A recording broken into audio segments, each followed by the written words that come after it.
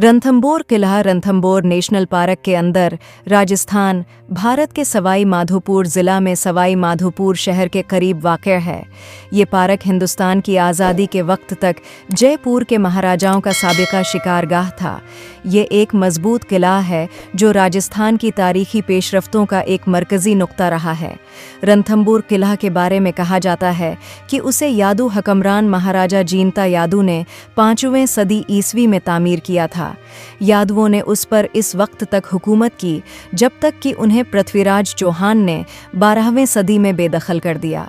इसके बाद इस किले पर दिल्ली के मुसलमान हुक्मरानों का कब्जा हो गया और बाद में हडा और मेवाड़ समेत कई दीगर ख़ानदानों ने इस पर कब्जा कर लिया और फिर दिल्ली सल्तनत ने इस पर कुछ उर्से के लिए कब्जा कर लिया। बाद में ये मारवाड़ और मुगलों के कंट्रोल में आ गया। किला अर्द गर्द के रणथंभौर नेशनल पार्क का एक खूबसूरत मंजर पेश करता है और अब ये सियाहों की तौजा का मरकज़ है। किला ने एक स्ट्रेटजिक मकाम का हुक्म दिया।